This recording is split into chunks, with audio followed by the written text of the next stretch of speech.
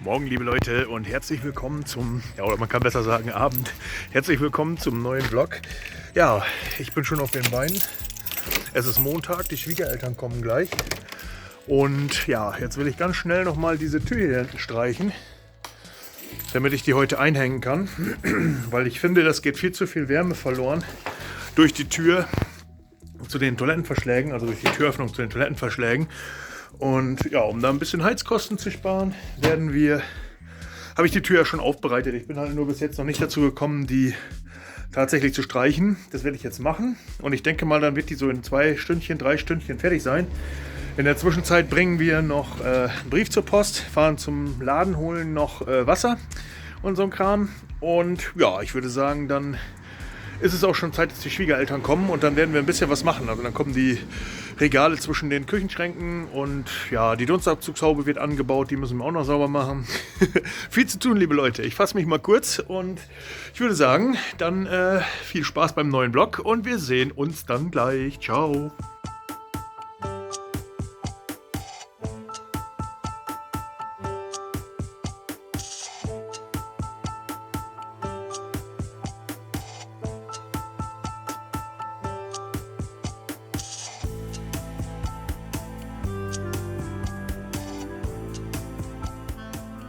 So, liebe Leute, die Tür ist gestrichen. Wenn man jetzt nicht so viel erkennt. Ja, erster Auftrag erledigt. Jetzt heißt es zur Post. Oder besser gesagt, erstmal die ganzen Getränkekästen einladen. Dann zur Post. Dann zum Laden. Neues Wasser holen und noch ein bisschen, was wir noch so brauchen für die nächsten Tage. Ja, und dann schauen wir mal weiter. Also bis später.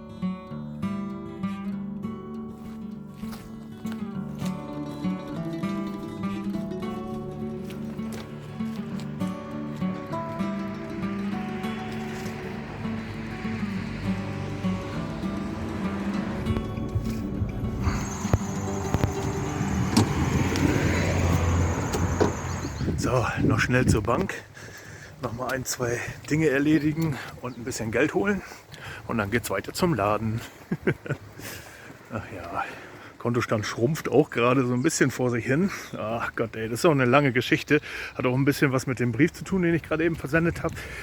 Ah, Mann, oh Mann, oh Mann, oh Mann. Also falls ihr Interesse habt, da, dass ich euch da mal ein bisschen was im Detail erzähle, dann schreibt es mal in die Kommentare. Dann werde ich das vielleicht im nächsten Vlog dann mal machen. Aber ich sag's euch, das Leben kann einen manchmal auf den einen oder anderen Tag schon ganz schön mitspielen.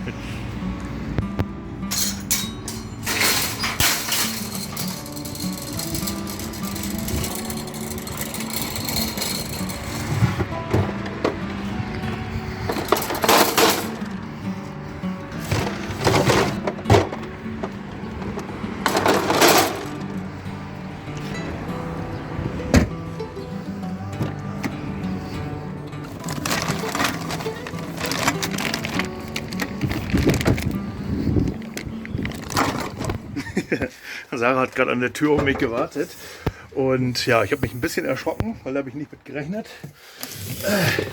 Und jetzt müssen wir die Meisenknödel aus dem Auto holen, die wir damals, als wir lange bei den Schwiegereltern waren, wo wir dann beim Laden waren, gekauft haben.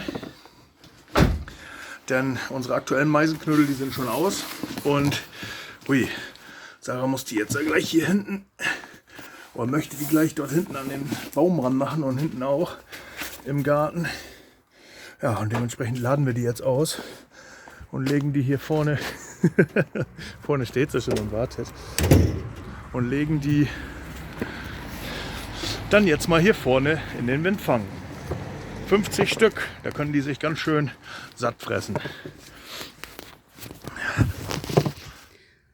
Langsam wird es kalt und nass und wir müssen wahrscheinlich die Häuser reinnehmen. Ich weiß gar nicht, ob alle oder nur ein Teil, weil manche, vielleicht seht ihr das hier, die brechen schon an manchen Kanten auf bzw. biegen sich. Das ist super schade. Aber manche halten sich auch ganz gut. Aber sie sollen über den Winter halt natürlich nicht kaputt gehen. Deswegen werden wir die Häuser reinholen. Mal sehen wann. Ich glaube nicht heute. Jetzt mache ich auf jeden Fall erstmal wieder alles voll, weil ihr seht, hier ist alles leer geschnappert worden. Und ich bin ausgerüstet hier unten mit was für Futter? Keine Ahnung, Streufutter und Meisenknödeln. Und die stopfe ich jetzt hier überall rein, damit hier wieder ganz viele Vögel kommen und sich satt essen können. Ich habe nämlich gestern gesehen, dass die vorne, seht ihr jetzt gar nicht, verblöd mich umzudrehen, aber dass die auf jeden Fall vorne am Fenster geknabbert und gepickt haben, dort wo wir ein paar Kürbisse hingestellt haben. Und ich denke mal, die sind sehr hungrig. Deswegen legen wir mal los. Wow, Leute, ich bin gerade hier vorbeigegangen, weil ich die Vögel füttern wollte. Ich habe nämlich hier, wo sind sie? Hier, Meisenknödel in der Hand. Die waren bestimmt gerade nicht scharf, aber ihr wisst ja, wie Meisenknödel aussehen. Und schaut euch mal diese Insekten hier überall an.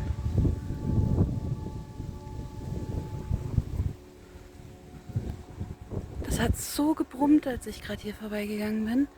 Ich dachte, was ist denn hier los? Alles voll. Und am Summen. Mega krass.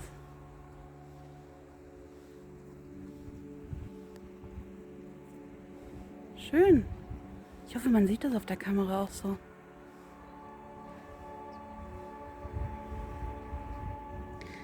So, der Hintergarten ist befüttert. In beiden Vogelhäuschen. Komischerweise haben sie dort diese Meisenknödel in den Dingern nicht so ganz angerührt. Ich habe ein bisschen Angst, dass es daran liegt, weil das bodennah ist. Und eventuell, hier ist ja eine Katze, wem auch immer die gehört, eine Draußenkatze halt, dass die Vögel halt Angst haben, dass die Katze sie dort wegsnackt oder so. Ich habe deshalb, vielleicht seht ihr es, den Meisenknödel, den ich mitgebracht habe, ins Häuschen gelegt. Mal gucken. Ja, und jetzt würde ich sagen, Time to Physalis-Ernte mal wieder. Hier sind wieder so viele gewachsen. Ich bin nicht ganz sicher, lassen wir die grünen hängen und hoffen, dass sie hier draußen noch von alleine reif werden, oder nehmen wir sie rein und lassen die drinnen reifen? Ich kann ja mal 1, 2 so mitnehmen. Ich habe im letzten Gartenvideo von, ich weiß gerade gar nicht, wie er heißt, vom Selbstversorgerkanal. Wie heißt denn der junge Mann? Ich hab's vergessen. Der hat halt gesagt, Physalis im unreifen Zustand sind giftig und soll man vermeiden zu essen. Und das hier ist zum Beispiel eine unreife. Und das darunter eine köstlich reife, die ich jetzt mitnehmen werde. Und das dahinter ist Minka. Seht ihr sie? Ein bisschen durch die Scheibe zumindest. Minka. Naja, wir können ja dann später mal reingehen zu ihr.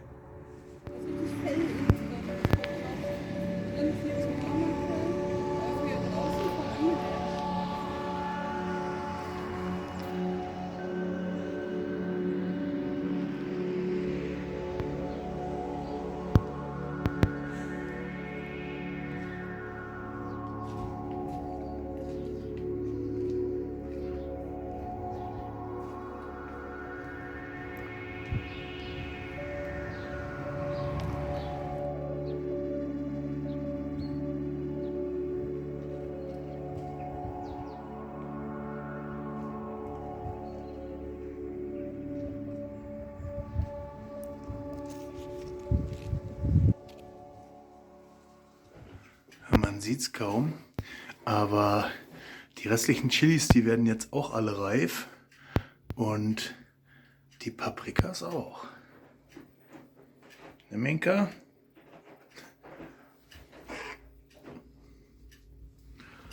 Einwandfrei. Und tada! Ein kleines Pulloverschößchen voller Physalis. Lecker, lecker. Die tragen wir jetzt rein und dann werden die zum Frühstück gesnackt, denn ich habe noch nicht gefrühstückt bis jetzt. Yum, yum, yum. Und schaut mal unsere Pilzchen an. Die sind hier ein bisschen nass und gammelig geworden. Aber das Habichtskraut wächst auch noch. Da sind unsere kleinen Lochpilze. Da hinten sind noch welche. Und schaut mal, wir gehen mal ein paar Schritte hier hin. Tada! Und da hinten. Und wartet mal. Ich muss aufpassen, dass ich keine zertrample. Hier sind auch noch so weiße Exemplare. Die Schnur war gerade von meinem Handy, die liegt hier nicht rum. Und dann nochmal so ein paar kleine. Süß. Und das Ergebnis habe ich voll vergessen, euch zu zeigen. Natürlich habe ich hier alles aufgefüllt. Und mir ist aufgefallen, in den Häuschen haben ein paar von den Vogelsaatkernen gekeimt. Na gut. Hier kriegst du noch von den Sträucherschneiden ein paar Schwuppen. Die Vögel sind glücklich, da werden gleich wieder welche kommen und schnabulieren. Das ist ja nicht eine scharfe Kante, das ist ja eine abgerundete. Willst du? Aber das schiebt sich, glaube ich, oder? Doch lieber ein bisschen so vorne. Das geht ja trotzdem die Tür auf. Ob die hinten den Ritt sieht kein Mensch. Naja, Aber du gibst Luft für diese Kante, die weiße, weißt du? Ja, aber für das Brett, was dort reinkommt, was genau 30 ist, das muss ja dann hinten in die Silikonkante sowieso reinschieben. Ja, ist aber über der Rundung dann, von der Flasche rein. Kante nächstes. Dann ist das nächste Brett hier. Lara, Ja, genau die Mitte. die sieht nicht so aus, als würde es passen. Warte mal, genau die Mitte. Alles dieselbe. Alles dieselbe. 40, 20. Muss noch, oh, Fokus verloren, jetzt. Muss alles wieder beschriftet werden, weil während des Umzugs ein paar kaputt gegangen sind und ihr Beschreibungsdings da verloren haben.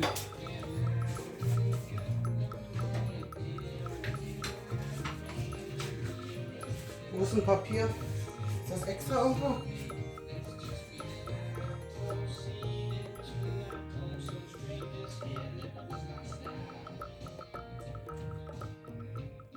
So Leute, 15 Uhr. Die Schwiegereltern sind jetzt gerade gefahren und ja, ich glaube, Sarah hat zwischendurch schon ein bisschen was gefilmt, aber ich wollte euch trotzdem noch mal kurz ein Update geben. Wir haben jetzt die Tür eingebaut. Wir haben die heute Morgen, habe ich die ja noch gestrichen, habt ihr ja gesehen, und dann wollte die nicht so recht trocknen dort in der Scheune, deswegen haben wir die dann rausgetragen, in die Sonne gelegt und dann war die innerhalb von ein paar Minuten trocken. Also ganz guter Trick. Ja, es gibt hier noch ein, zwei Stellen, da hat der Leim ein bisschen mit der Farbe reagiert, da muss ich noch mal etwas nachstreichen. Alles in allem ist die sehr gut geworden. Wir müssen das hier natürlich noch austapezieren, aber jetzt haben wir zumindest die Möglichkeit, was das Heizen angeht. Ja, von der Seite ist die natürlich noch in der Zagenfarbe und ja, das macht ja auch nicht weiter was.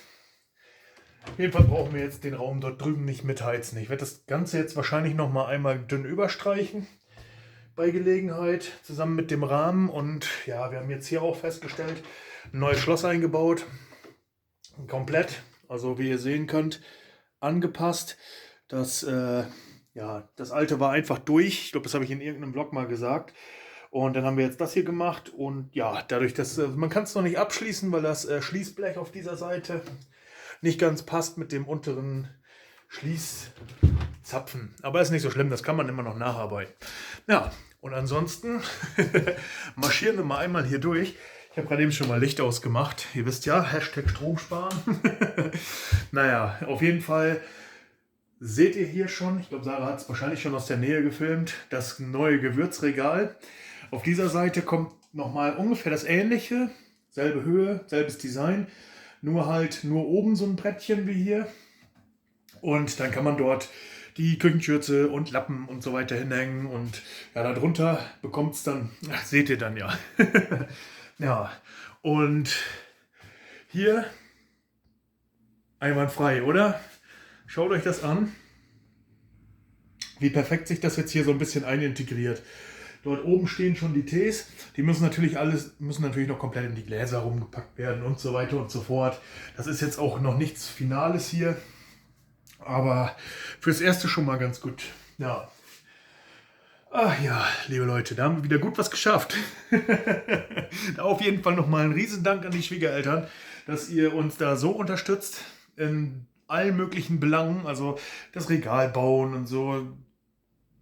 Ihr opfert einfach so viel Zeit, das ist einfach unglaublich. Aber es lohnt sich. Also man kann echt sehen, dass sich das gewaltig lohnt.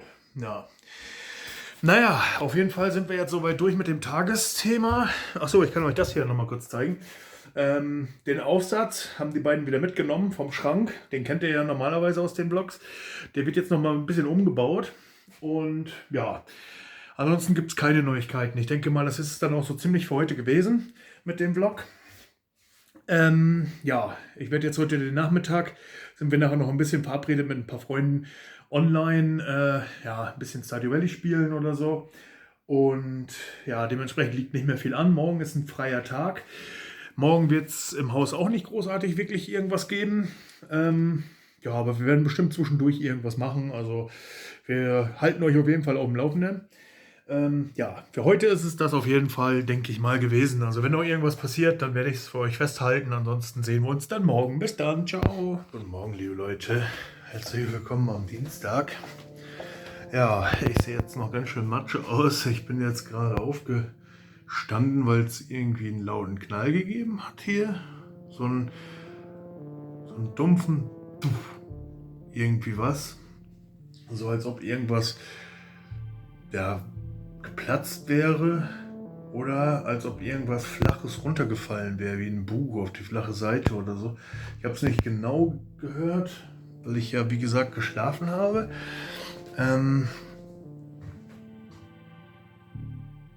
Flocke ist in dem Moment rumgerannt. Warte, ich mach mal Licht an. Flocke ist in dem Moment rumgerannt. Ich weiß nicht, ob sie was runtergeschmissen hat, weil ich habe nichts gesehen bis jetzt. Das Einzige, was mir... Oh, Entschuldigung, ich bin mir gegens Licht. Was mir spontan aufgefallen ist, dass der Kühlschrank in dem Moment auch losgerappelt hat und dass nicht, dass irgendwas am Kühlschrank geplatzt ist, sage ich mal. Der ist aber, ja, vielleicht kommt es mir so vor, lauter als sonst eigentlich jetzt nicht wirklich. Also, einziger Raum, wo ich noch nicht nachgesehen habe, ist hier im Bad.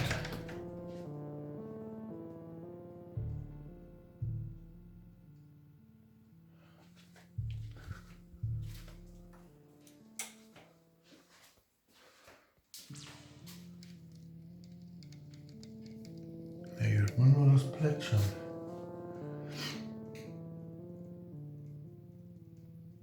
Ich habe keine Ahnung, was das gewesen ist.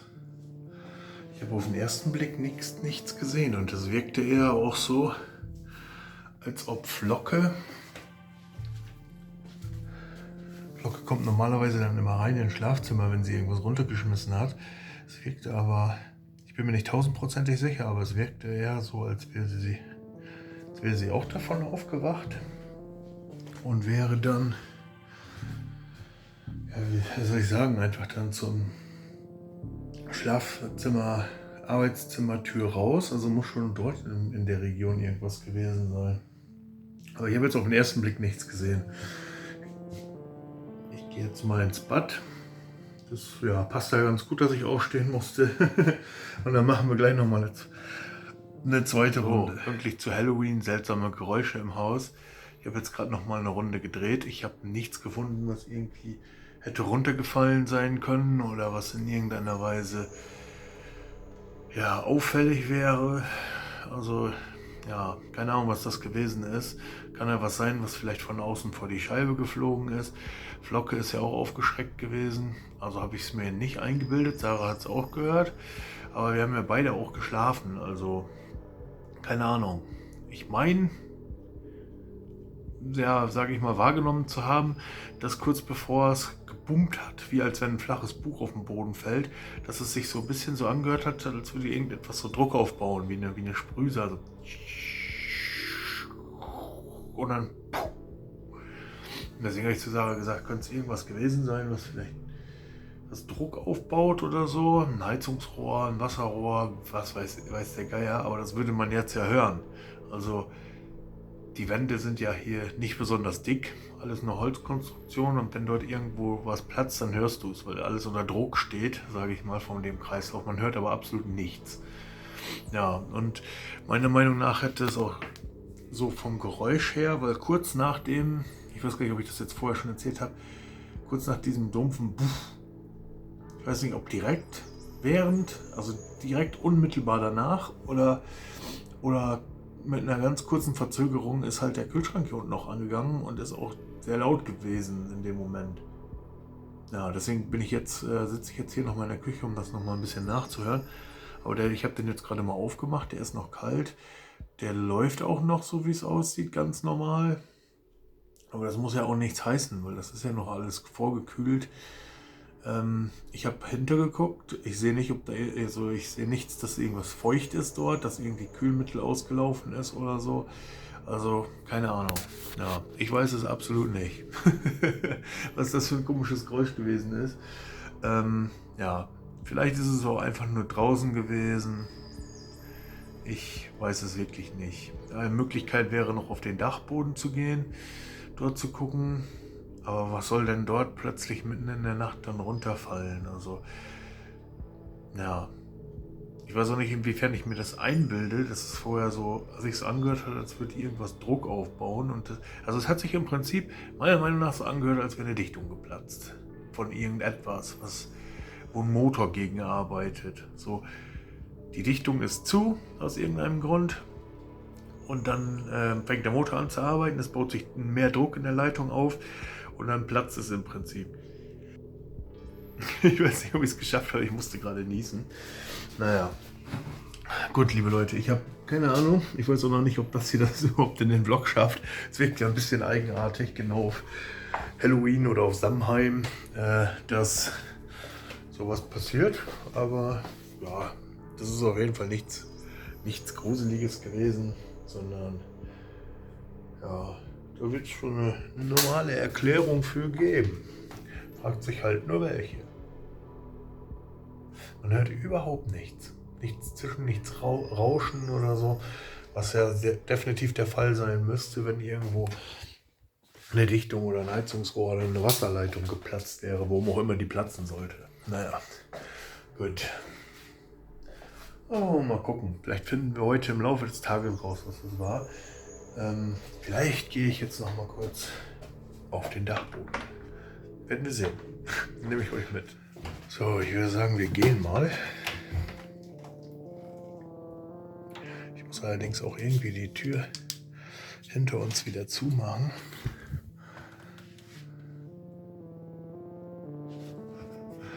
Man hört nur den Regen prasseln.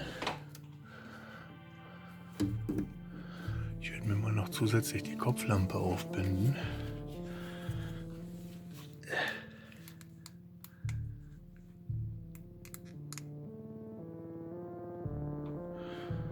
So. Die Tür lehnen wir mal an.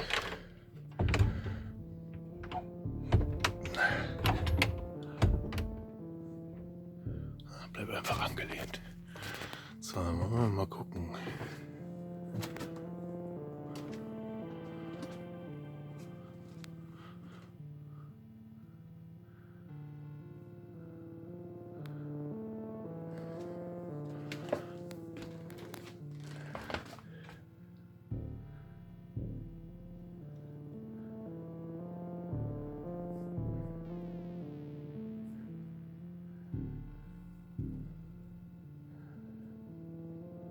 Nee, die Ordner, ob die dort vorher schon so lagen?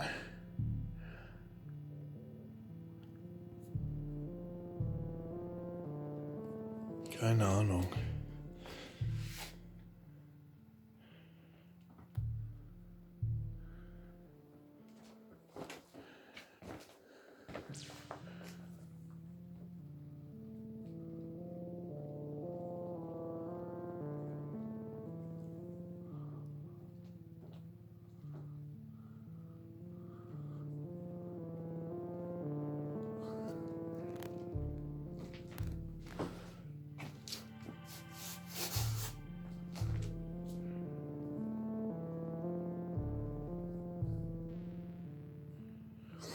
Ich weiß auch nicht, was das hier für ein Fleck ist, ob der vorher schon da war. Ja, das sieht nicht aus, als würde es von oben kommen. Sehr eigenartig. Ich werde mal einmal so einen Ordner nehmen. Aber die sind auch nicht besonders.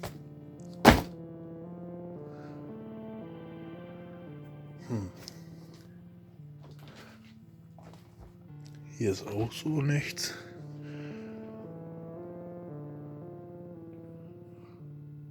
Runtergefallen auf den ersten Blick.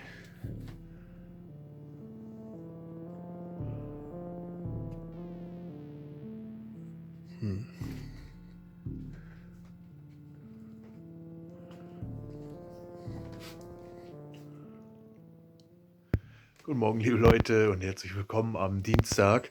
Ja, ich bin jetzt gerade hier draußen. Ich habe nicht vor, heute irgendwas zu machen. Ich bin einfach nur kurz draußen, um zu schauen, ob dieser ominöse Knall heute Nacht von draußen kam. Ich habe festgestellt, es ist sehr windig und wir haben eine Tür vom Durchgang dort hinten, die zeige ich euch gleich mal, die könnte auch die Ursache sein. Also wenn die aufgeweht ist und dann mit Knall wieder zugeweht ist, dann kann das auch genauso einen Knall gegeben haben. Also vielleicht ist das auch schon des Rätsels Lösung. Müssen wir mal schauen. Ja. Bis jetzt habe ich sonst nichts anderes gefunden. Also ich war gerade hier oben auf dem Speicher und draußen auf dieser Seite, da hat sich auf jeden Fall nichts verändert. Ja, jetzt gehe ich nochmal nach hinten.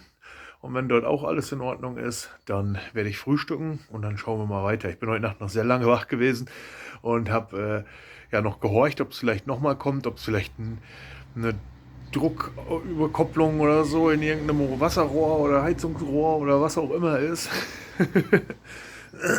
Aber es kam nichts mehr. Also ich war bis 7 Uhr heute Morgen wach, habe dann jetzt noch 2 Stunden geschlafen und ja, das heißt insgesamt diese Nacht nur 4,5 Stunden, aber naja, was willst du machen? Ja, gut, wir gehen jetzt erstmal gucken und dann, ja, würde ich sagen, frühstücken und schauen wir mal, was wird. Happy Halloween, liebe Leute.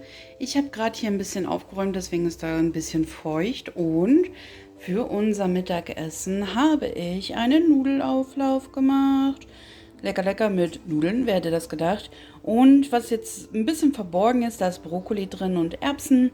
Und oben drüber lecker überbacken, wie ihr seht. Und hört ihr diese komischen Geräusche im Hintergrund? Was mag das nur sein? Geister oder...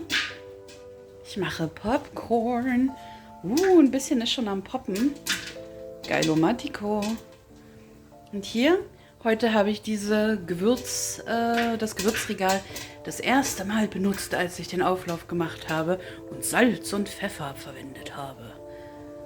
Aber okay, der Auflauf kann jetzt gerade noch ein bisschen auskühlen, weil dann bleibt er nämlich immer so schön am Stück, wenn man Auflauf erstmal ein bisschen auskühlen lässt und dann erst in seine Portionen hämmert.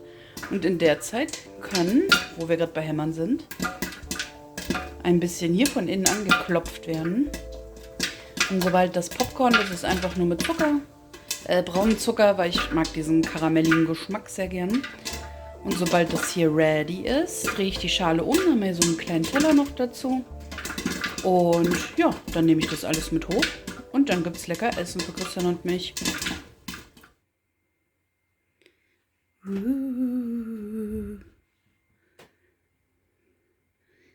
Kaspar, der freundliche Geist, mit ein paar Spinnen im Bauch. Ich hoffe, das sieht man überhaupt richtig auf dem Video. Yay. Dunkel ist es draußen vor der Tür. Wo sind sie? Da. Ich sehe gar nicht, wo ich hintrete. Wartet mal. Da. Nein, kein Licht. Hat man wenigstens ein bisschen kurz gesehen. Was ich schade finde, die sind ja eigentlich orange angemalt. Das sieht man überhaupt nicht. Und einmal da oben. Wartet mal, ich muss gucken, wo die Stufe ist. Oh, jetzt gibt es hier Unfälle. Tada! Happy Halloween! Guten Morgen, liebe Leute, und herzlich willkommen am Mittwoch. Ja, ich bin jetzt gerade auf dem Weg zum Tierarzt. Ich muss noch mal was nachfragen wegen der Rechnung, die wir bekommen haben. Und dann wollte ich noch mal gucken, dass wir vielleicht, weil die Medikamente, Schilddrüsenmedikamente von der Minke reichen nur noch bis Mitte Dezember, so grob geschätzt. Und da wollte ich einfach mal gucken, ob man da vielleicht dann auch schon mal welche bekommen kann. Ja, und ich glaube, wir hatten noch irgendwie mal einen Termin gemacht. Zumindest kommt mir das irgendwie so vor. Deswegen will ich das auch noch mal nachfragen. Ja. Und ja, ansonsten kann man sagen, bestes Wetter. Das heißt, wir werden dann später gleich in den Garten gehen und ein bisschen an den Hochbeeten weitermachen. So Leute, alles erledigt. Ja, die Tierarztrechnung war tatsächlich noch offen. Es war eine Laborrechnung für Minkas Blutwerte. Ja, nur kurz zur Erklärung. Ich hatte damals alles, was zu dem Zeitpunkt, wo ich die Minke abgeholt hatte, noch offen war, bezahlt. Und da wurde mir gesagt, gut, alles, was jetzt noch kommt an Rechnungen, das können Sie dann in den Papierkorb schmeißen. Ja, das habe ich dann auch gemacht mit der Rechnung, die jetzt vor einem Monat, anderthalb dann kam. Und ja, jetzt hatten wir eine Zahlungserinnerung bekommen und dann wollte ich das Ganze mal abklären. Und ja, es war tatsächlich nur offen. Ja, und in dem Zuge habe ich dann auch direkt nochmal Medikamente gekauft, nochmal 100 von ihren Schilddrüsentabletten. Jetzt kommen wir bis nächstes Jahr, kurz vor meinem Geburtstag, damit hin. Ja, das ist auch schon mal ganz gut. Hat zwar auch wieder 75 € gekostet, aber dafür ist das jetzt erstmal alles erledigt und das hat alles so seine Richtigkeit. Ja. Naja, gut. Und jetzt würde ich sagen, gehen wir gleich raus in den Garten, machen so ein bisschen die Hochbeete und ja, mal schauen. Vielleicht bringe ich dann heute Nachmittag meinen unterschriebenen Arbeitsvertrag noch in die neue Firma. Ja, ich habe mich dazu entschieden, den einfach persönlich dort rüber zu bringen, weil ja, das ist halt einfach, glaube ich, besser. Wenn der jetzt draußen unterwegs ist, ist zwar in der Schutzhülle drin, aber wer weiß, wie die Post damit umgeht und nachher geht der noch verloren oder sowas. Und ja, man kann auch persönlich dort mal kurz hinfahren. Ich muss ja dann sowieso noch mal einmal in die Stadt und dann komme ich da ja sowieso dran vorbei. Also gar kein Problem. Ich weiß nur noch nicht genau, ob ich das heute mache oder morgen. Also ich tendiere zu heute, aber es könnte auch genauso gut sein, dass ich heute aus irgendwelchen Gründen dann nicht zu komme, wenn es jetzt im Garten noch länger dauert, dass man dann halt sagt, man fährt morgen, aber es eilt nicht. Ich muss es nur bis zum Ende der Woche erledigt haben.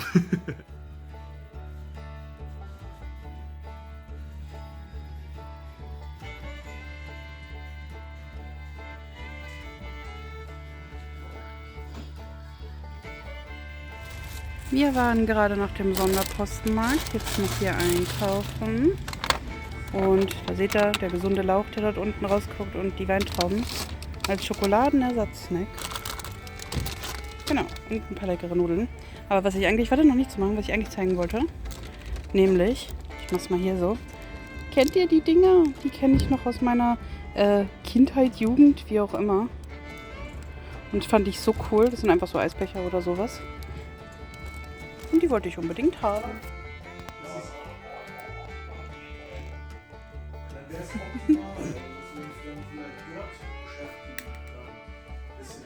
Pippi. Ja, mal gucken. Also das Hochbeet, das ist dann...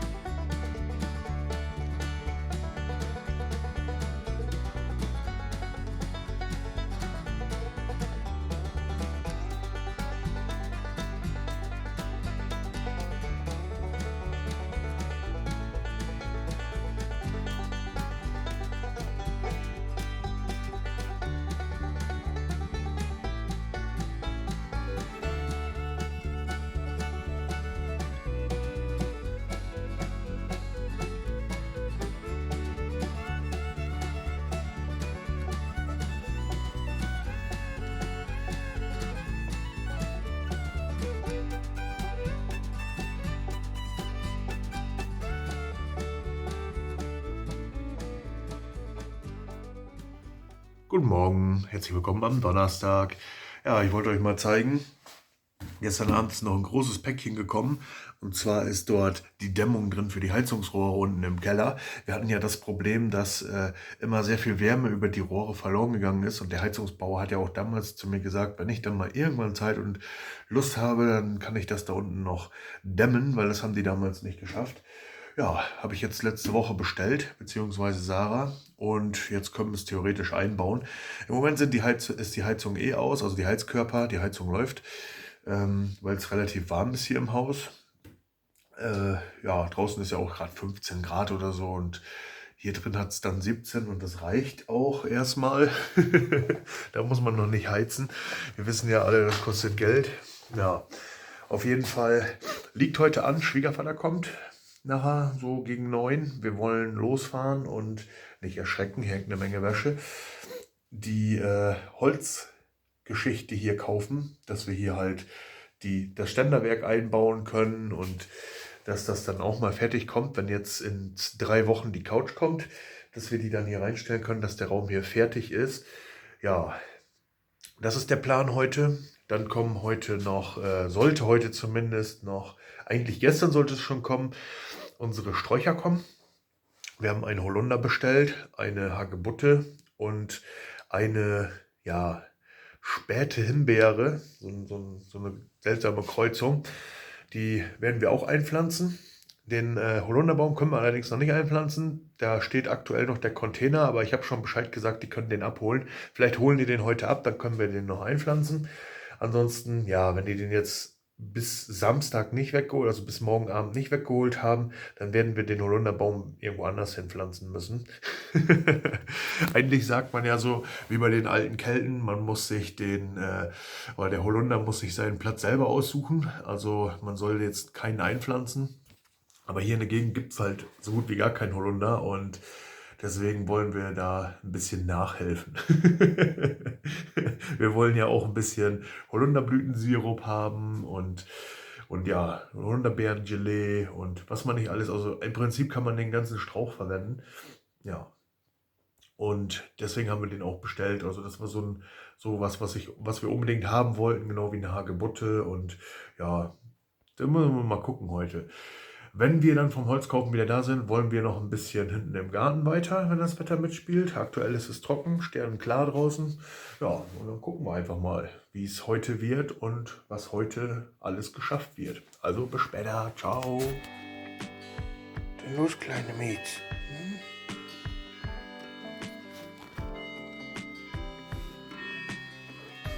Ja, ja.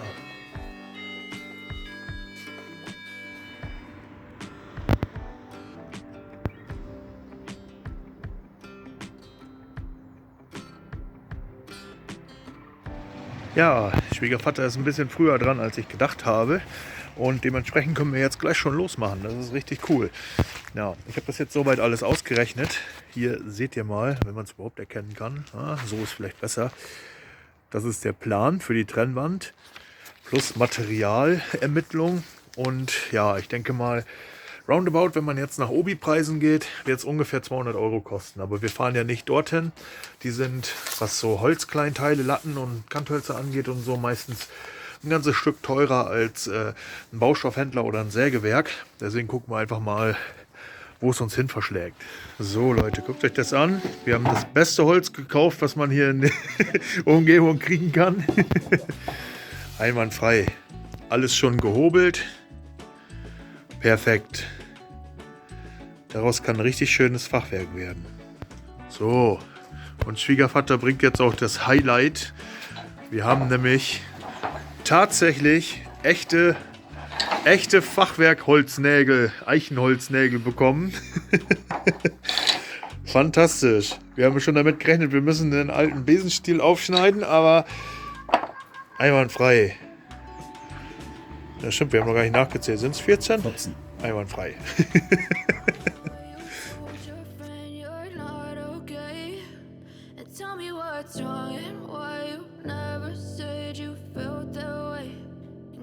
Try to stay strong and fake a smile until I look away.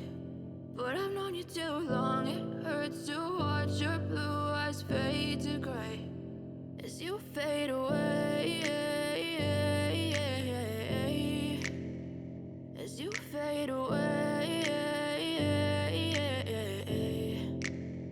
Yeah, I'm about to fade away, cause every time I wake up I feel like it's Monday. Something's going wrong with all the chemicals up in my brain. All of a sudden I don't look at anything the same way. Gotta build up of my thoughts sitting in an ashtray. I'm sorry that I'm so inconvenient, okay. Just let me be me and I'll stay out of your way. I can see the way you look at me, I'm such a disgrace. I never really asked to be brought into this place. You wanna love me? Well then baby have a taste. All the highs and the lows, no you'll never be the same. I don't really wanna hurt you but I can't control the pain. If you're sticking by my side maybe we could be okay. Okay, maybe you could be the change I need today. I promise that I've never felt this way. I really hope that you will choose to stay through all the pain. I know you told your friend you're not okay, and tell me what's wrong and why you never said you felt that way.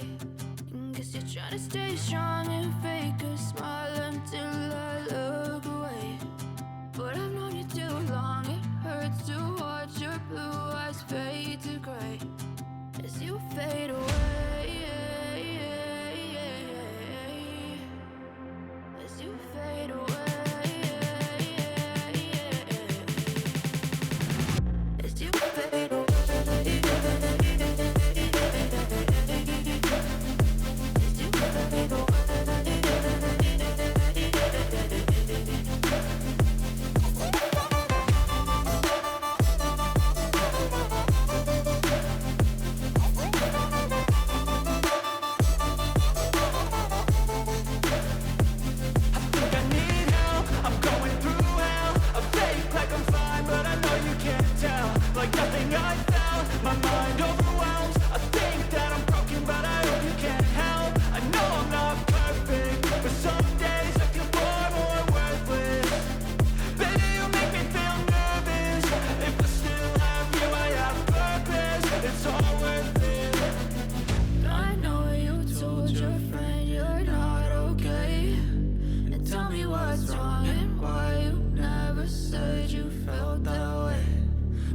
Trying to stay strong and fake a smile until I look away. But I've known you too long, it hurts to watch your blue eyes fade to gray as you fade away, as you fade away, as you fade away.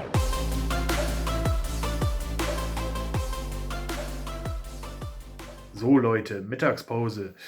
Ja, Schwiegervater ist gerade gefahren. Ihr habt jetzt gesehen, so im Kurzdurchlauf, was heute so passiert ist im Laufe des Vormittags. Auf jeden Fall riesen Dank an dich, dass du mich da heute wieder so unterstützt hast, dass wir zusammen das Material geholt haben und dann auch noch für die klasse Idee mit den Hochbeeten, dass wir halt diese Bretterpaneele nehmen, die dort rumstanden und das ja auch noch alles verkleidet bekommen haben. Es fehlt natürlich noch ein bisschen das Feintuning. Aber zumindest ist das zweite Hochbeet jetzt zu und ja, ich kann dort jetzt den Strauchschnitt reinschmeißen und die restlichen Gartengeschichtenabfälle reinwerfen. Ja, und dann kann das bis zum nächsten Jahr ein bisschen vor sich hin gammeln und ja, mal gucken, ob wir dieses Jahr noch streichen werden. Also es soll ein bisschen noch mit einer Lasur gestrichen werden. Aber ich denke mal, dafür muss das Wetter mitspielen. Es ist jetzt im Moment windig, kalt. Morgen soll es regnen. Das Ganze muss sowieso erstmal ein bisschen Luft kriegen und so. Also ich denke mal, das werden wir heute nicht streichen. Maximal eventuell zum Wochenende oder nächste Woche oder so, wenn es dann nicht zu kalt ist, weil es ist ja auch ein bisschen sehr kalt zum Streichen auch im Moment. Also kann es auch genauso gut sein, dass das erst nächstes Jahr gemacht wird. Ja. Auf jeden Fall habt ihr auch vielleicht gesehen, zwischendurch, wir haben ein Päckchen bekommen. Das habe ich da irgendwie in der Zeitrafferaufnahme, wenn man es überhaupt gesehen hat, reingetragen. Das sind unsere Sträucher, die wir bestellt haben. Der Holunder, die Hagebutte und diese spätherbstliche Himbeere. Ja, das müssen wir noch zusammen auspacken. Also das werden wir nachher nach der Pause machen. Dann gucken wir mal in das Päckchen rein, schauen wir mal. Ich denke mal rauspflanzen heute vielleicht noch nicht direkt. Man sagt ja meistens erstmal wässern und das ist vielleicht auch ganz gut so, denn draußen, der Container muss erst weg, denn da soll ja der Holunder hin. Der soll ja praktisch direkt dort in dem Bogen zwischen dem großen Tannebaum und dem Apfelbaum stehen. Damit der halt auch, weil ein Holunder eine sehr anspruchslose Pflanze ist, aber die möchte natürlich viel Wasser haben. Das ist für Holunder ganz wichtig. Und dort ist der Brunnen in der Nähe, da kann er dann Wurzeln schlagen, da kriegt er dann gut Wasser und da ist der Boden auch schön feucht. Ja, und ansonsten müssen wir mal schauen. Ne? Die Hagebutte muss noch ausgepflanzt werden. Vielleicht gehen wir heute Nachmittag raus und schneiden noch ein paar Sträucher. Das weiß ich noch nicht so genau. Jetzt ist erstmal Mittagspause. Ich gucke gleich erstmal, wie weit Sarah ist mit ihrem Meeting. Und ja, dann werden wir uns wahrscheinlich was zu essen machen. Ein bisschen kleines Päuschen. Und ja, dann schauen wir mal, was heute noch so wird. Ich muss auch dringend das Handy hier aufladen. Das ist nämlich schon kurz vor Kotzgrenze. Das werde ich jetzt als allererstes mal machen. Und ich würde sagen, wir sehen uns dann später. So Leute, Mittagspause ist rum. Allerdings muss ich sagen, ich bin irgendwie ein bisschen total K.O. War ich eben auch schon, nachdem wir oder währenddessen wir noch an den Beeten gearbeitet haben. Deshalb ja, habe ich jetzt beschlossen, dass ich sicherheitshalber, ich weiß ja nicht, werde ich gleich mich ein halbes Stündchen hinlege, weil ich dann heute wieder aufstehe. Deswegen habe ich gedacht, tun wir sicherheitshalber schon mal einmal das Päckchen öffnen, weil wenn es nachher dunkel ist, dann sind die Lichtverhältnisse schlecht. Und ja, ich wollte mal reingucken, wenn die Pflanzen also bevor sie rausgepflanzt werden müssen, noch gewässert werden müssen, dann können wir das ja jetzt auch noch machen und dann ist das zumindest schon mal erledigt. Also schauen wir mal rein. So, das hier ist das Ganze. Ich habe es schon losgeschnitten, damit wir jetzt nicht zu lange warten müssen. Und ich gucke jetzt auch das erste Mal in dieses Päckchen rein. Ich weiß nicht, wie diese Pflanzen verpackt wurden.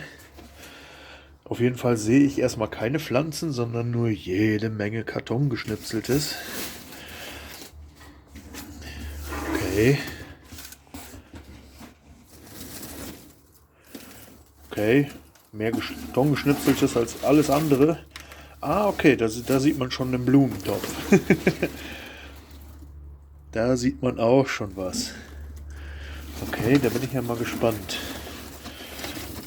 Ich schmeiß das jetzt mal einfach erstmal hier hinter, damit wir freie Bahn haben. Und dann werde ich das dann danach wegräumen. Okay, das ist die Himbeere hier direkt zu Anfang. Ich würde sagen, ja, ich werde das jetzt mal wegräumen und werde es dann mal hier herstellen und dann gucken wir es uns mal zusammen an. Also bis gleich. So, jetzt habe ich das Ganze mal für euch ausgepackt und ja, das sind die 3 Pflänzchen. Die Himbeere, die Hagebutte und der Holunder. Ja, ich muss sagen, die sehen sehr gut aus, die kleinen Pflänzchen. Ist natürlich jetzt Herbst, also dementsprechend verlieren die jetzt alle ihr Laub. Bei der Himbeere war es übrigens ganz schlimm. Ja, das Blatt hält noch, aber ich habe das und das ist gerade erst direkt abgefallen, wo ich die aus dem Karton genommen habe, weil die waren noch so eingewickelt und dann war das unten noch zugeklebt. Hier sieht man noch so Reste, aber einwandfrei. Die Erde ist auch noch sehr feucht, also so wie die jetzt sind. Ich dachte, das wären jetzt entwurzelte Ballen, also nur mit Wurzeln drin, die vielleicht, ja, so kennt man vielleicht. Deshalb bin ich davon ausgegangen, dass die erstmal Wasser brauchen. Aber so wie die jetzt sind, können wir die dann morgen ganz bedenkenlos auspflanzen.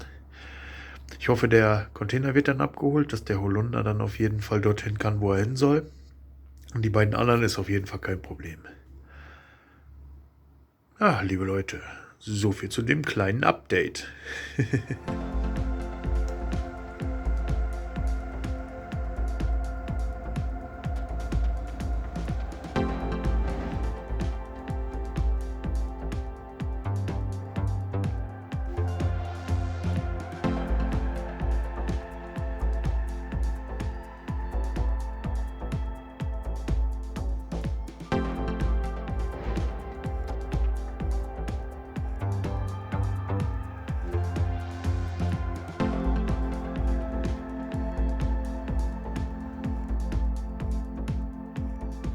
Guten Morgen. Ja, heute werden wir uns überwiegend mal im Haus aufhalten. Heute ist das Wetter draußen relativ bescheiden. Gerade im Moment geht es eigentlich. Ich habe gerade die Mülltonne rausgeschafft. Es ist trocken, aber ja, die haben heute insgesamt sehr viel Regen gemeldet. Dementsprechend hat ja noch Priorität hier Leisten kleben, Flur, Laminat fertig und Wohnzimmer Leisten kleben. Wir haben ja gestern das Material fürs Holz, für die Trennwand zum Beispiel schon mal besorgt. Das wollen wir ja demnächst noch angehen und bis dahin wollte ich dann auch ganz gerne mal die Sockelleisten fertig machen. Wir müssen in dem Zuge hier vorne nochmal mit dem Schwingschleifer, mit dem Schwingschneider, sage ich mal, einmal dran herschneiden, den Laminatfußboden, denn der knatscht hier ein bisschen, weil er doch sich so weit gesetzt hat, dass er ein bisschen eng anliegt, obwohl ich eigentlich mehr als genug Platz gelassen habe, aber ja... Naja, meint man gar nicht, wie viel der sich noch setzt über die Zeit. Auch noch Tage danach. Also das muss man wirklich bedenken, wenn man sowas macht. Ja, ich würde sagen, ist aber nur die eine Stelle. Das lässt sich ganz gut machen. Ich würde sagen, ich bereite dann jetzt mal alles vor. In der Zeit werde ich das Handy hier nochmal ein bisschen aufladen und dann sehen wir uns dann hier wieder. Dann machen wir hier ein bisschen die Leistenarbeit. Und ja, irgendwie dann mal zwischendurch werden wir dann mal gucken, dass wir rauskommen. Ich kann ja mal kurz mit euch hier einmal so halbwegs vor die Tür gehen. Gestern war ja noch zum Beispiel die Stelle, wo der Holunder hin soll. Da stand ja noch ein Container. Das habe ich gar nicht gesehen gestern Abend, weil es ja schon dunkel war. Aber den haben die Jungs gestern noch abgeholt. Jetzt würde ich noch abwarten zur Sicherheit, dass der Container auch noch abgeholt wird. Weil der Holunder soll im Prinzip genau dort, wo meine Hand ist. Dort soll der hin. Und dann ist er halt nah genug am Brunnen. Der Brunnen befindet sich ja hier. Dort, wo der grüne Deckel drauf ist. Also kann er hier gut wurzeln und hat auch eine Menge Feuchtigkeit auch in Wintertagen, die nicht unbedingt, oder im Sommer sage ich, die halt sehr trocken sind. Ja. Ach so, und ich musste gestern Abend noch die Halloween-Gläser reinholen, weil es da schon anfängt zu regnen. Und dann war da schon so ein bisschen Wasser drin. Obwohl es, ich hatte es direkt gemerkt. Ne? Also lange hat es da nicht geregnet. Hätte ich es aber nicht reingetan, wären die heute Nacht wahrscheinlich voll geregnet. Gut, ich würde sagen, dann bis später. So Leute, bevor wir anfangen, ich war jetzt gerade unterwegs, habe noch mal kurz eingekauft. Die Hasen brauchen Futti und ein bisschen frischen Salat jetzt übers Wochenende. Ja, und bei der Gelegenheit habe ich dann auch direkt mal einen Termin gemacht für mich beim Augenarzt. Und ja, weil es halt einfach dann sich so angeboten hat, für Sarah dann auch direkt mal mit. Einfach mal so eine Routinekontrolle. Einfach auch nur, damit wir dort auch als Patienten bei dem Augenarzt schon eingetragen sind, weil es ist ja generell schon schwer, einen Augenarzt zu kriegen und geschweige denn einen Termin. Und deswegen habe ich mich da mal gekümmert. Ja, aber ich wollte euch mal was zeigen. Zwar, das ist eine super witzige Geschichte. Wir haben uns überlegt, wir machen das zeige ich euch dann gleich oder später, auf jeden Fall an diese Kiste, wo wir unser gelber Sack, wo unsere Wertstoffabfälle reinkommen. Die schieben wir jetzt hier an der Seite immer unter den Schrank in die Nische rein. Da passt die super hin und die hat aber keine Rollen. Und jetzt haben wir uns überlegt, wir machen Rollen drunter. Und jetzt kam Schwiegervater ja gestern und hat die Rollen mitgebracht. Schaut euch die mal ganz genau an. Super lieb, daran gedacht zu haben. Und das Witzige an der Geschichte ist, also erstmal Dankeschön für die Rollen. Ich denke normalerweise an sowas nicht, aber wir sind zufällig auch unterwegs gewesen. Und was soll ich sagen? Ich habe genau die gleichen Rollen gekauft. Wir sind unterwegs gewesen. Ich weiß gar nicht, was wollten wir da noch? Ich glaube, den Post wegbringen. Und das ist bei uns auch in so einem Sonderpostenbaumarkt. Und da habe ich gedacht, dann nehmen wir mal direkt die Lenkrollen mit. Und das ist eine riesen Auswahl dort. Und ich habe mir dann diese hier ausgesucht. Ja, und was soll ich sagen? Schwiegervater, der liebe Klaus, der hatte genau die gleiche Idee. Jetzt haben wir noch einen Ersatzsatz Rollen. Aber die kann man ja unter Umständen auch unter einem Blumenkübel machen oder wie auch immer. oder vielleicht auch unter eine Bank oder keine Ahnung. Auf jeden Fall trotzdem 1000 Dank, dass du daran gedacht hast, diese Rollen mitzubringen. Normalerweise bin ich da, ja, was so Kleinigkeiten für zwischendurch immer angeht, auch relativ vergesslich. Ja, und schaff's dann meistens erst einmal so nach dem 3., 4. Anlauf, weil ich halt so viel um die Ohren habe und so viel Kram organisieren muss, dass dann halt manchmal so ganz banale Kleinigkeiten wie Rollen für den Mülleimer zu kaufen, einfach auf der Strecke bleiben. Ja. Aber ich fand es mega witzig, dass wir exakt genau die gleichen, also das ist wirklich, es war nicht derselbe Baumarkt, also dieselbe Baumarktkette schon, aber es war nicht derselbe Baumarkt. Und dass wir uns dann aus dieser riesen Auswahl dort genau diese aussuchen. Ich hatte nämlich auch noch welche, die waren ein bisschen höher, weil ich ja wollte, diese sind jetzt alle mit Umlenkfunktion, also alle 360 Grad drehbar. Und ja, die anderen hatten halt so eine Einzelfunktion. Naja, fand ich auf jeden Fall mega witzig.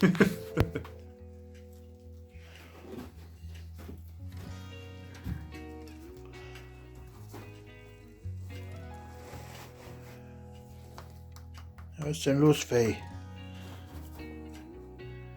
Wenn das Müsli kommt, dann ist der Salat uninteressant erstmal, ne?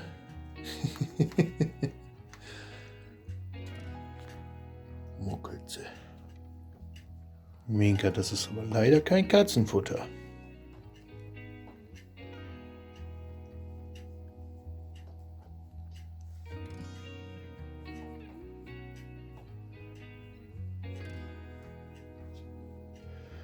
Sag, du hast noch Katzenfutter in deinem Napf.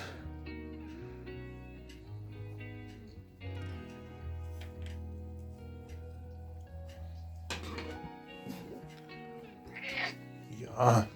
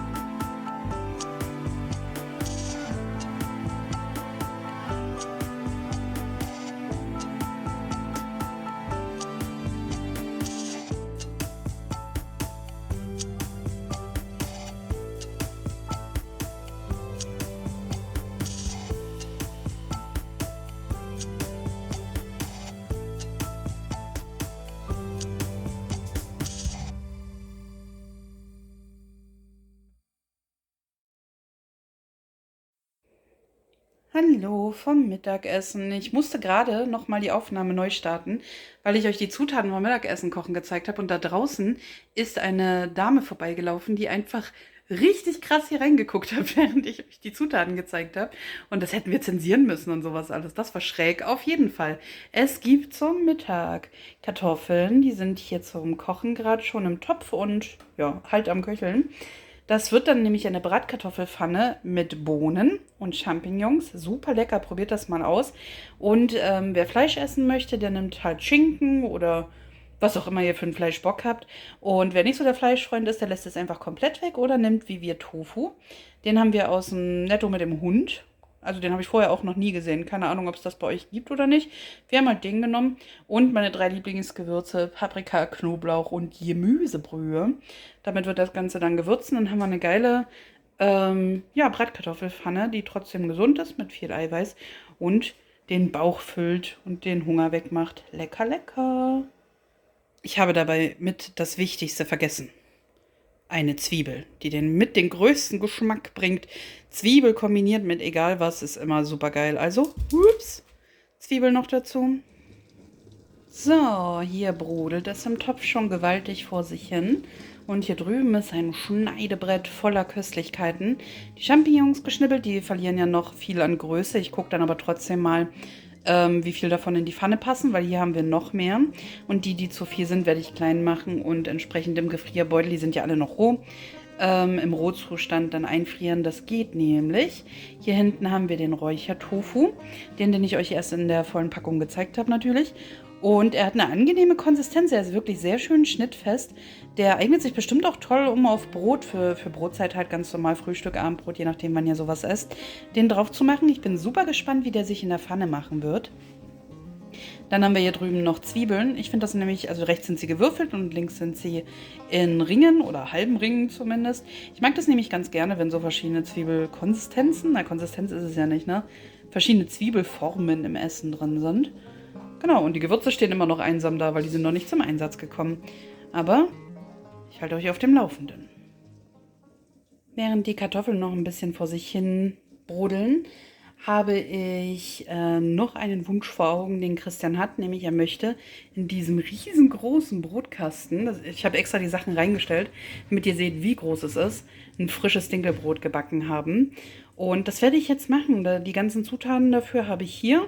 Ich werde die Form mit dieser Margarine, was anderes haben wir nicht, das wird schon funktionieren, einreiben. Dann werde ich das Ganze mit Sesam ausstreuen, weil wir Sesam super lieben und der dann schön brutzelig knusprig noch angeröstet im Ofen wird. Das ist super geil.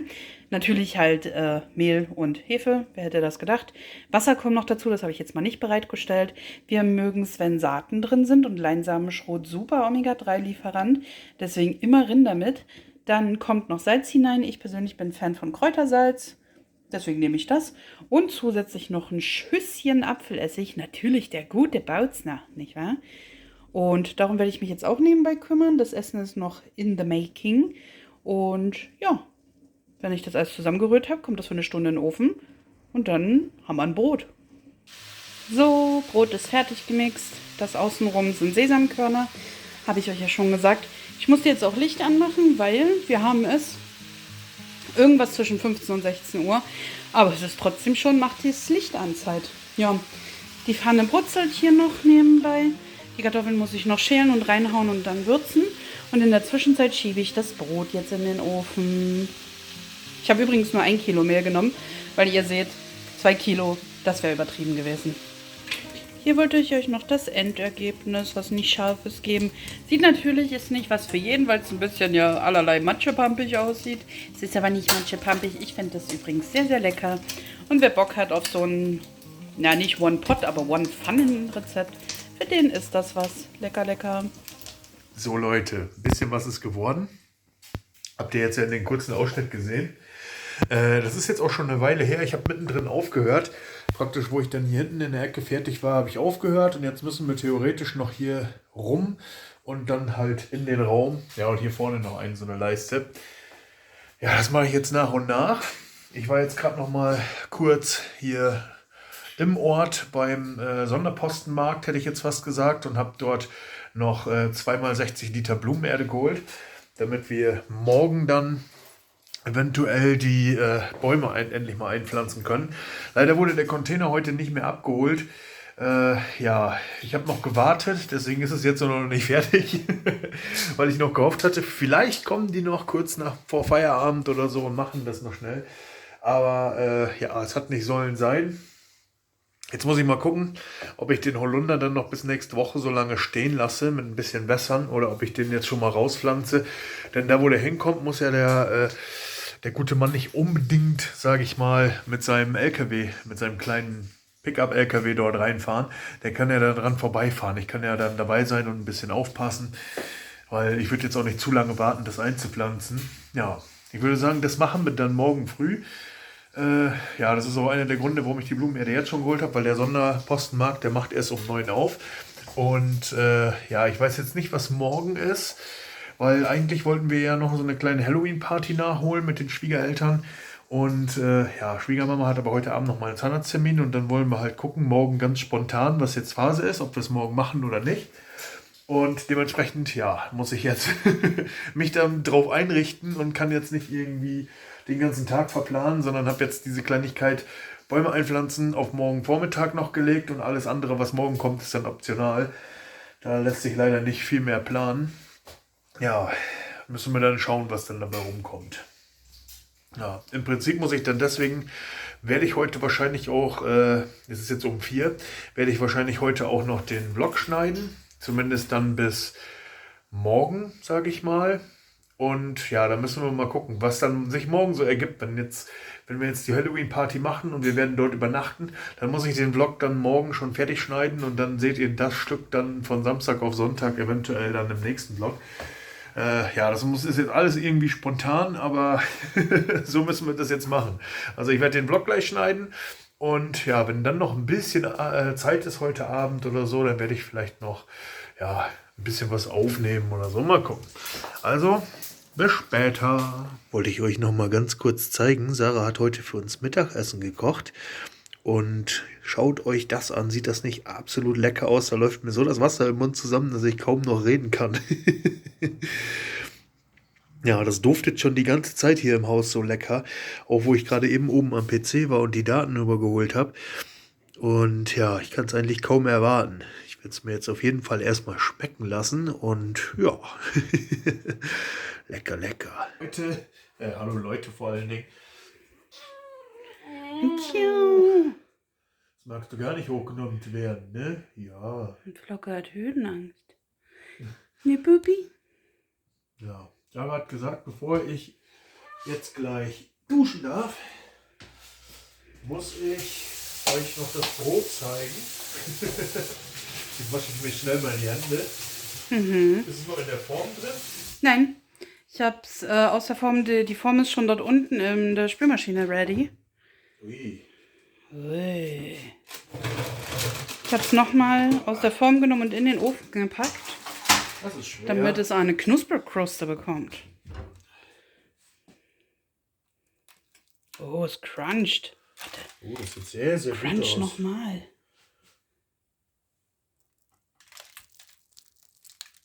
Hört ihr den Crunch? Man hört eher wie die Sesamkörner auf Klavier fallen. Man hat Aber ein es bisschen, cruncht. ja, man hat ein bisschen Crunch gehört. Ja. Lecker, lecker. Musst du morgen, wenn du es frühstückst oder so, oder wir es frühstücken, auch, oder isst du noch Abendbrot? Nö.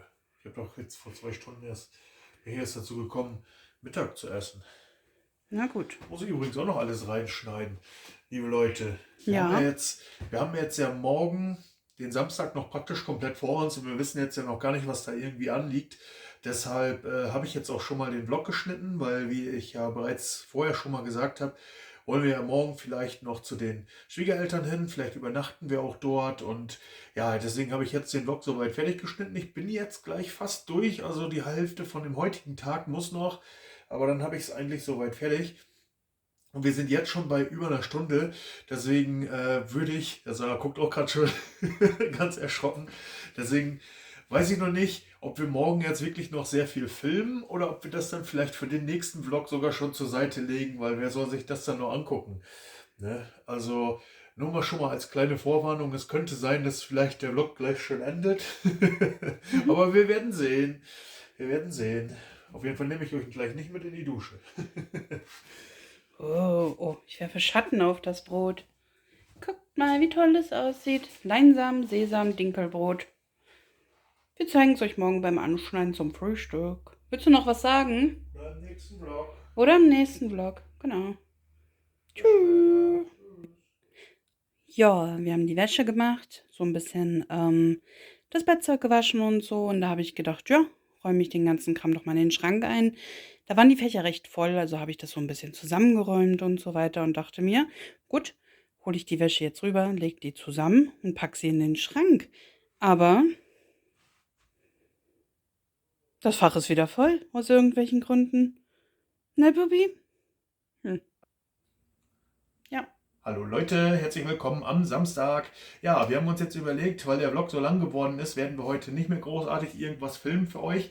Wir haben auch beschlossen, wir werden jetzt heute auch nicht mehr rausgehen und irgendwie in irgendeiner Weise die Büsche einpflanzen. Ich habe die heute Morgen nochmal gewässert. Das machen wir dann am Montag. Das seht ihr also dann im nächsten Vlog.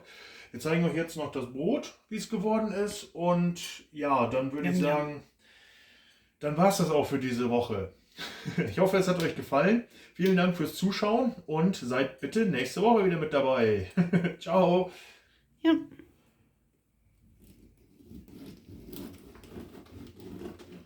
Ich hoffe, es sieht jetzt auch toll von innen aus.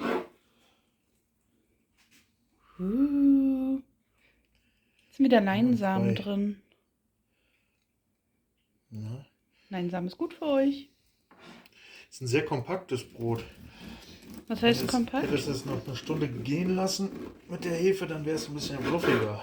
So bist du wahrscheinlich nach 2 Scheiben satt. Okay. Oder nach einer. Dann wissen wir es fürs nächste Mal. Dann machen wir das so.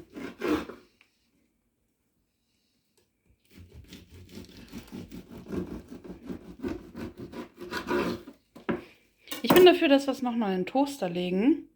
Dass es nochmal cruncht. Was cruncht doch? Na, ich krümel hier nicht zu sehr rum.